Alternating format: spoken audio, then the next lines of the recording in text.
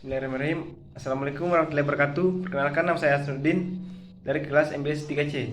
Sini saya akan menjawab soal nomor 1 yaitu kebijakan fiskal dalam perspektif Islam merupakan salah satu perangkat untuk mencapai tujuan syariah yang dijelaskan oleh Imam Al-Ghazali, termasuk meningkatkan kesejahteraan dengan tetap menjaga keimanan, kehidupan, intelektualitas, kekayaan, dan kepemilikan.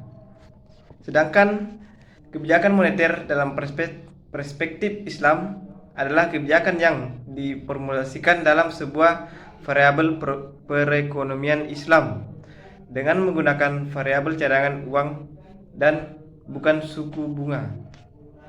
Selanjutnya, saya akan membacakan jawaban dari nomor 2, yaitu inflasi dalam perspektif ekonomi Islam. Inflasi merupakan fenomena ekonomi yang selalu menarik untuk dibahas, terutama berkaitan dengan dampaknya yang luas terhadap makroekonomi secara agregat.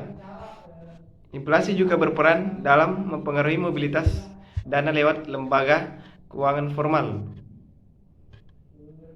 Adapun berbagai macam jenis inflasi, beberapa kelompok besar dari inflasi adalah: yang pertama, polisi indus, disebabkan oleh kebijakan ekspansi moneter yang juga bisa merefleksikan defisit anggaran yang berlebihan dengan cara pembiayaannya.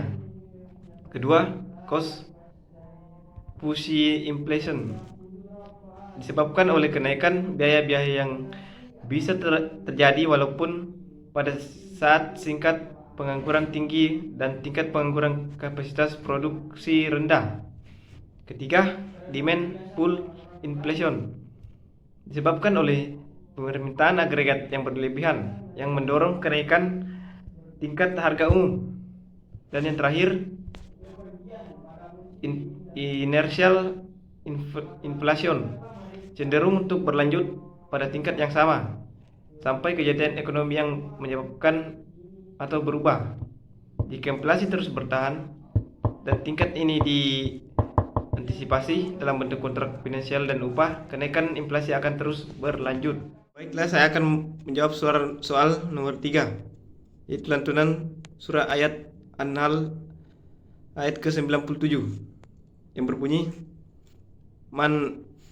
Bismillahirrahmanirrahim, man amila saliham min zakarin au unsya wa huwa mu'minun falanu iyannahu hayatan tayyibatan walanajziyannahum ajrahum bilah sani makanu ya'malun, yang artinya, barang siapa yang mengerjakan amal saleh baik laki-laki maupun perempuan dalam keadaan beriman, maka sesungguhnya akan kami berikan kepadanya kehidupan yang baik, dan sesungguhnya akan kami berikan alasan kepada mereka yang dengan pahala yang baik, lebih baik dari apa yang mereka kerjakan.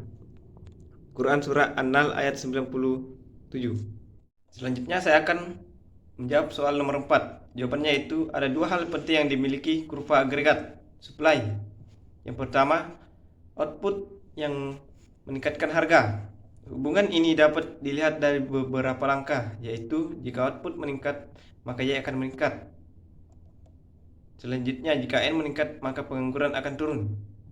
Selanjutnya, akan meningkatkan upah dan pada akhirnya meningkatkan tingkat harga, sehingga secara singkat, jika output meningkat, maka tingkat harga secara umum akan meningkat.